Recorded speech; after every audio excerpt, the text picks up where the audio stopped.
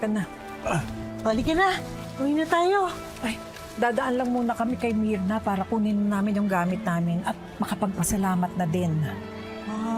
Edi, sama na ako. Sige.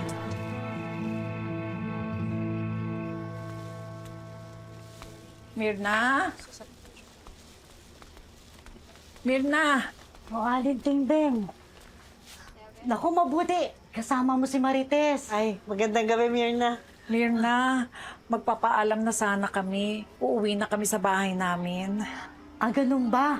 Naku, mabuti naman. Nagkaayos na kayo ng pamilya mo. Oo nga Mirna, salamat ha. Kasi kinupkup mo si Tingding at saka si Noy. Lalong-lalo na si Tanggol. Salamat talaga sa pagtulong ha.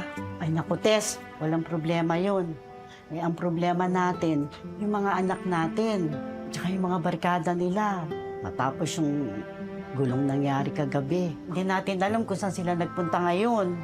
Yun na nga Isa pa yun Pag meron ka naman narinig, ha? Balitaan mo kami. Sana nga bumalik na sila kagad dito Mirna, pag may nasagap kang balita tungkol kay Tanggol, pakisabihan naman kami ha. Nag-aalala ako kay Tanggol Naku, Tingdeng. Huwag kang mag-alala kila Tanggol. Mga bata pa yun, sanay na sa gulo. Hindi mapapano yun. Nako, sana nga, Mirna. Sana talaga. Teka, hindi ka na namin guguluhin. Alika na, uwi na tayo. Salamat ulit, ha. Tutuloy na rin kami. Salamat, Mirna. Mirna, maraming salamat sa pagpapatuloy at papakain sa amin, ha? Wala yun. O, pag nagkagulo kayo ulit, balik kayo dito.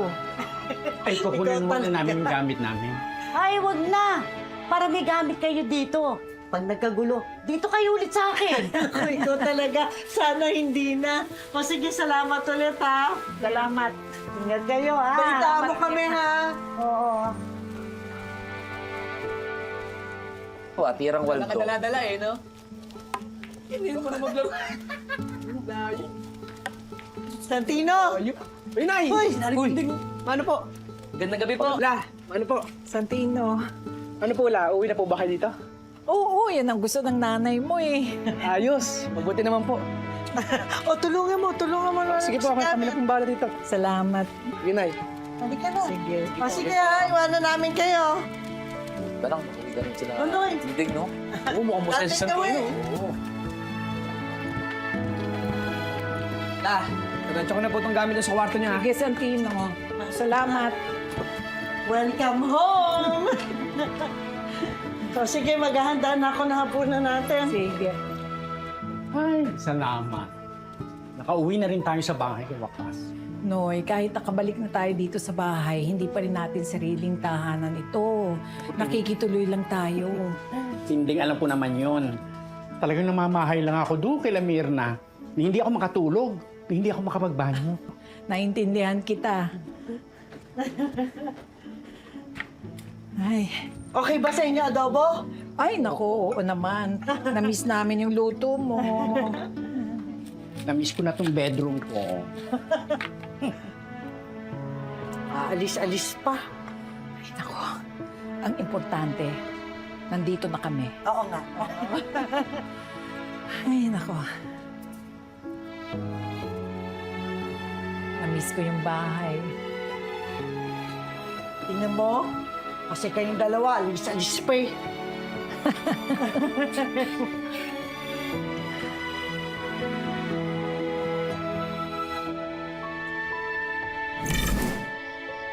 Nagtokoy mo.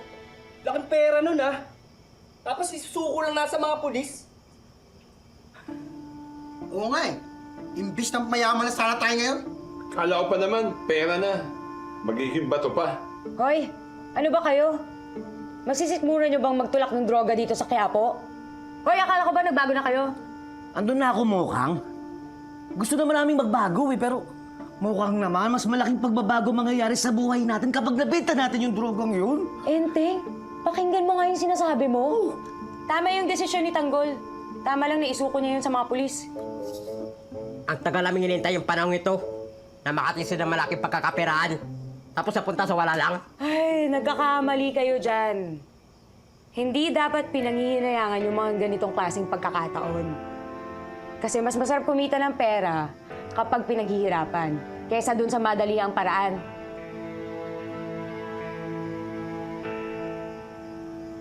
Oh, teka, hintayin niyo yung terno.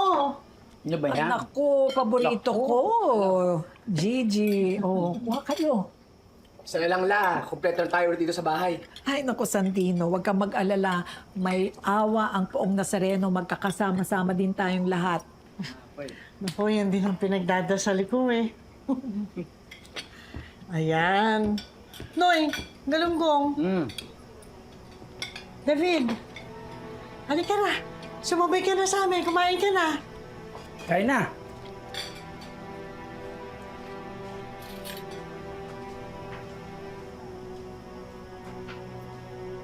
Hindi na. Wala na akong gana kumain.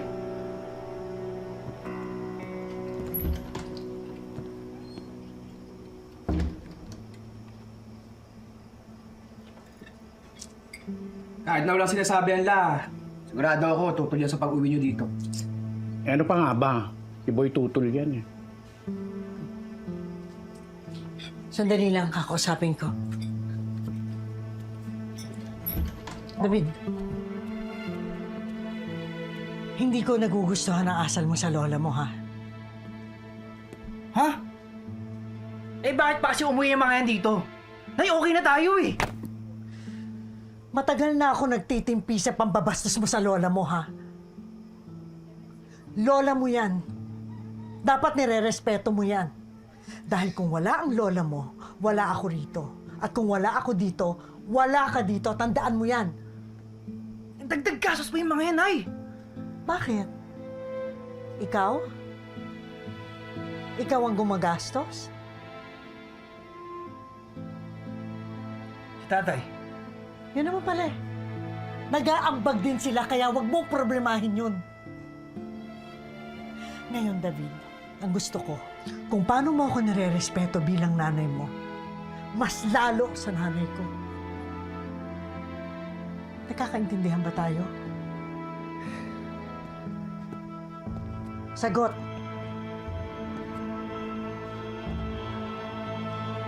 Oo, nagkakaintindihan po tayo.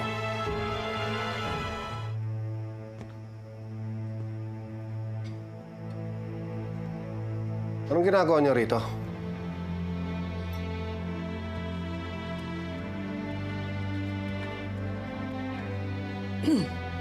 Pinauwi ko sila. Pinabalik mo sila. Nagdesisyon ka. Di mo man lang sinabi sa akin. Pasensya na, Rico. Anong pasensya? Ngayon, pagpapasensya na lang kita. Rico? Nanay ko si Tindeng. Alam na mahayaan ko siyang makitira kung kani-kanino. At saka isa, paano na lang sasabihin ng tao, anak ako, pababayaan ko ang nanay ko? Ikaw, manugang ka, di ba? Marites, paano yung gastusin dito? Alam mo, suspendido ako. Wala akong sweldo. Marites, tutulong kami sa gastusin. Mag-aambag kami. Bahala kayo sa buhay niyo.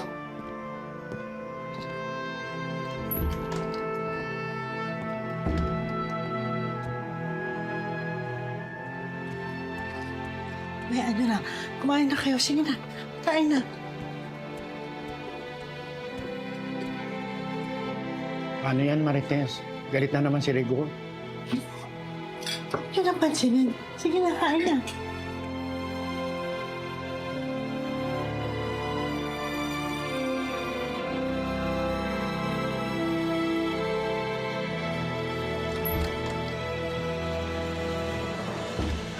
Ibon. Kung gusto mo ng katahimikan dito sa pamamahay na to, paalisin mo na sinutinding. Ano bang gusto mong katahimikan? Yung halos walang tao sa bahay, ganun ba? Oo. Bakit? Maayos naman ang bahay nung wala sila. Ikaw, oo. Ako hindi. Tsaka bakit ba palaging ganon, Rigor?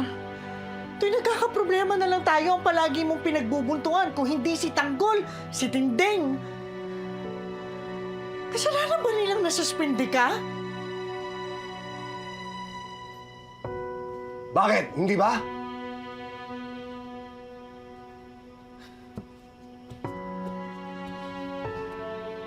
Siguro sa akin lang naman. Kung magdadala naman sila ng problema dito, kami nang bahala doon. Ako nang bahala. Labas ka na doon.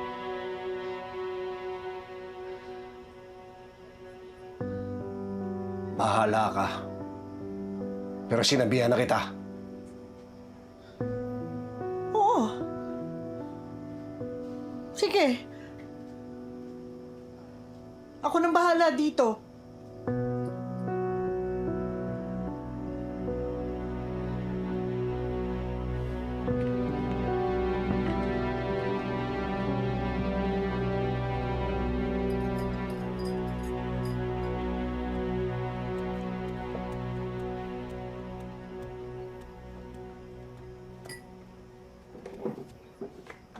Tinding, hindi yata maganda ang unang gabi natin sa pagbabalik sa balay na ito. Inaasahan ko na yan, Noy. Hindi na talaga magbabago ang pakikitungo ni David at Rigor sa atin. Ang tingin pa rin nila sa atin, palamunin. Sa bagay, masama talaga ang ugali ng mag-amang yan pagdating sa atin. Pero kung sa bagay, masaya na rin ako. Aba, pinaglalaban na tayo ni Marites. Pero mo, sinasagot niya na si Rigor. At hindi niya na ito inaamo, hindi katulad ng dati. Kung hindi lang dahil kay Marites, hindi ako babalik sa bahay na ito. Naaawa na rin ako sa anak ko eh. Siya ang nasasaktan dahil watak-watak tayo. Sana nga mabuo na ang pamilya ni Marites. Magkasundo na si Tanggol at si Rigor. Yun lang naman eh. At maaayos na ang lahat. Sana nga magkatotoo yan.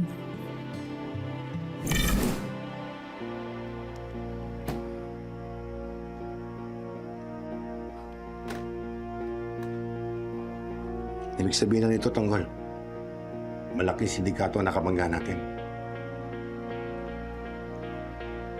Maberting, pasensya na po kayo ha. Pati kayo nadamay namin.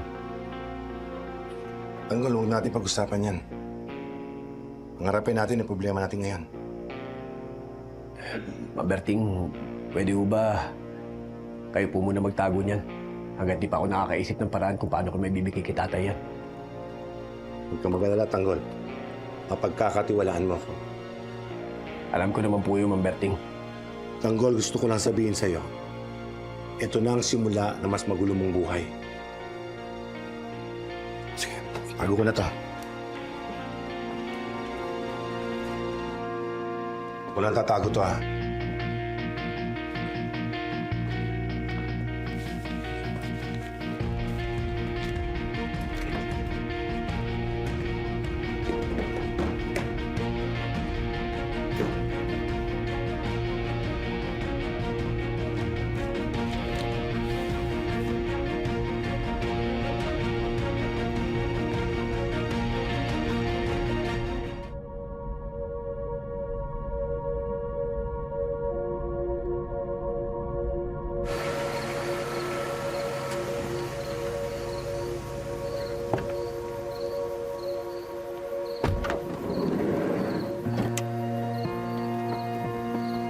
Sir!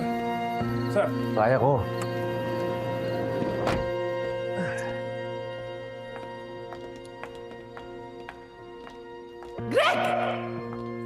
May tama ka! Toda, please lang. Huwag ka na mag-alala. Mag-alala, paano kung napuruan ka? Dayan. Mabilis magagaling yan. Ano nangyari na mo? Biglang ni-raid siya ang kung sa hotel. Palabang kami sa mga pulis. Buti nakatakas kami. Greg, kailangan iharap mo sa akin ang taong kumuha ng briefcase na yon. Briefcase? May laman na high-grade cocaine galing Korea. Pangdidilda pa niya sa Red Phoenix. Nagkatiwalaan ko ang anak mo. Alam niya halaga nun. Greg, Responsibilidad mo yun. Kapag alala, hahanapin ko yung taong nagnakaw ng briefcase at ihaharap ko sa'yo. Halika, gagamutin na muna kita.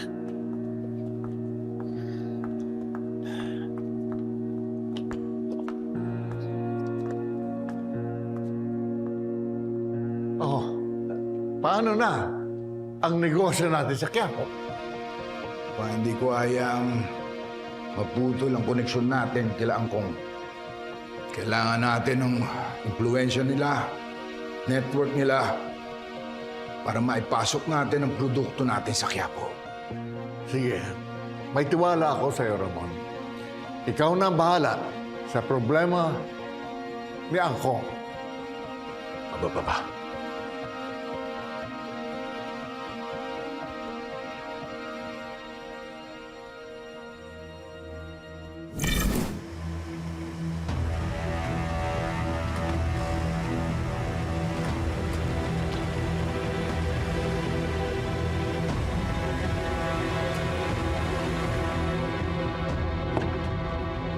Good evening, sir. Tawagin mo si Mulong. Sige po, sir. Mulong! Tawag ka!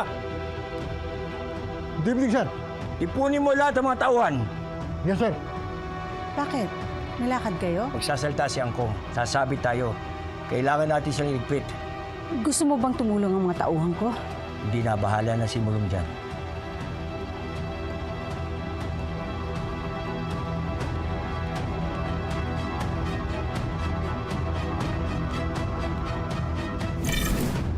Okay, Dok. Opo. Olga, Sige, Dok. Hintayin ka namin. nasaan ang abangan ako? Bakit bigla-bigla mong hinahanap ang anak mo? Ramon, meron tayong mas mahalaga at importanteng problema na kailangang harapin ngayon. Hindi ko kailangan opinion mo. Sagutin mo na lang ang tanong ko. Lumipat na daw sa Bicol. Wala sa Quiapo. Sabi ng mga pinagtanungan ko, lumipat na daw yung babae pagkatapos mong gawin sa kanya yung ginawa mo. Kung ayaw mo maniwala, pwede gusto mo, samahan kita. Ikaw magtanong. O kaya, sabihin mo lang, kung gusto mo siyang ipahanap ulit, gagawin ko.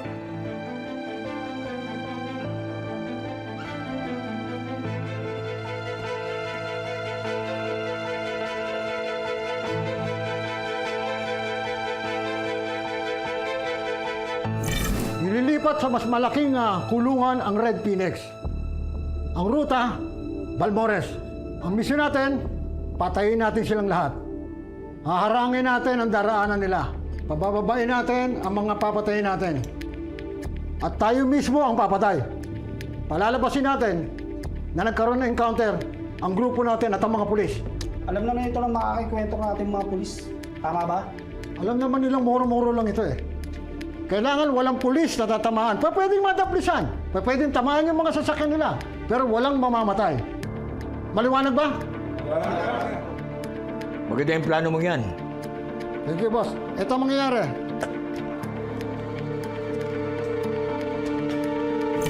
Salamat, Dok. Wala naman. Thank you.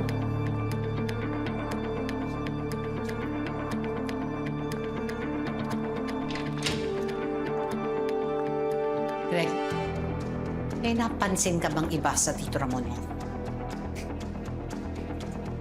Wala naman. Nagkahiwalay kami nung bumaba sila ni Roy para i-check yung dala namin. Susunod na magkita kami, nahabol ko na yung tumangay ng briefcase. Bakit? Wala.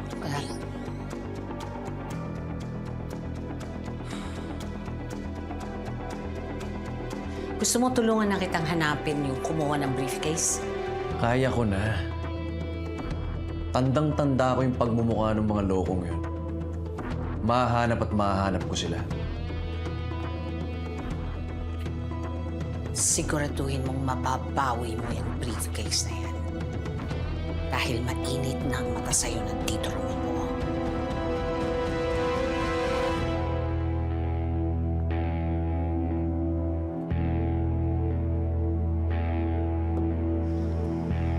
Anak, mukhang malalay mga naisip mo, ah. Strange day, Papa.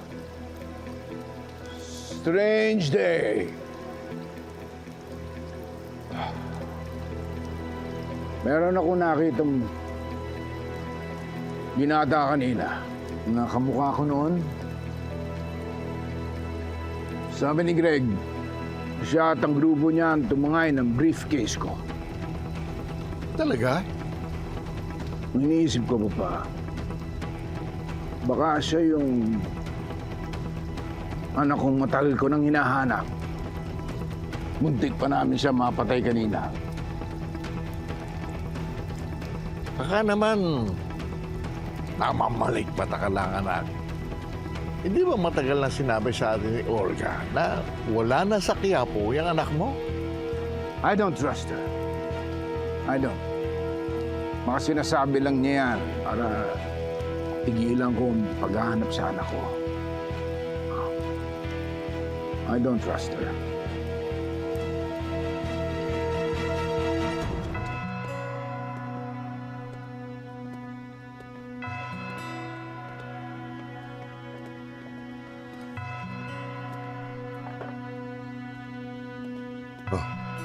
Kaya, ngayong nasa atin ang droga, maganda kayo ha. Sigurado ako na ihahantingin tayo ng mga sindikatong yan na may-ari ng droga. Mang Berting, handa po kami dyan. Wala yan. Hindi na ganyan kasimple. Hindi na to simpleng away bata. Away kalye o suntukan. Ihandaan niyo ang sarili niyo dahil susung tayo sa matinding labanan. Mang Berting, sa palagay niyo ba, mahanap tayo ng mga sindikato dito? Hindi ko masasabi. Pero napagkakaalam ko yung mga ganyan sindikato maraming koneksyon. Ayan ka na naman tanggol eh. Pumasok ka na naman sa malaking gulo. Tapos ako, damay na din. Mukhang hindi ko naman gusto yung nangyari. Saka hindi ka naman namin pababayaan eh. Nandito naman kami lahat oh. Sama-sama tayo dito. Oo nga, sama-sama tayo. Sama-sama tayong mamamatay. Tanggol, hindi mo na ako inisip. Ano yung mga magulang ko, ha? Siguradong nag-aalala na sa akin sila nanay at tatay. Tapos ano, nandito ako sa ganitong klaseng sitwasyon? Tama ka, Mukhang. Lahat tayo ngayon pwedeng mamatay. Mang Berting, hindi naman po namin ginusto yung nangyari. Pinipilit na po namin lumaban ng patas. Kaya lang parang tinutulak kami ng pagkakataon eh. Sa mga hindi inaasahang bagay. Ano yung sinasabi mo, Tanggol, na hindi mo gusto yung nangyari? Eh, hindi naman tayo mapupunta dito kung hindi mo kinuha yung attache case na yan eh. Nyo, huwag na nga kayo mag-away. Yan na siguro talaga kapalaran nyo. Na kahit anong iwas nyo, lalapit at lapit sa inyong gulo. Pero huwag kayo mag-alala. Hindi ko kayo pababayaan. Kaya nga nandito ako eh. Paprotektahan kayong lahat.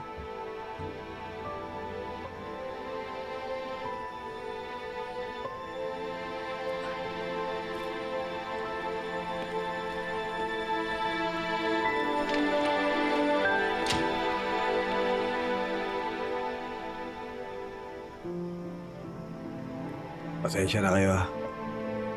Nagkamali na naman ako. Nakakala ko kasi pera yung laman ng attache case na yun eh. Kaya natukso ako.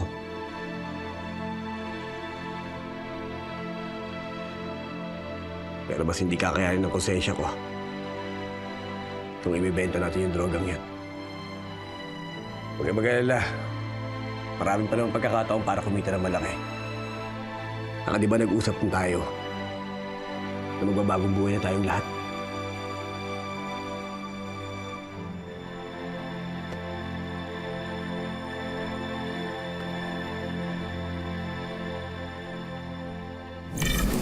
Kailangan ko makasiguro na totoo ang sinasabi ni Olga. Kung gusto mo, magpapadala ako ng mga tao sa Bicol para mahanapin yung anak mo. Lalayo ka pa. Dito na lang sa Quiapo. Reglado, boss.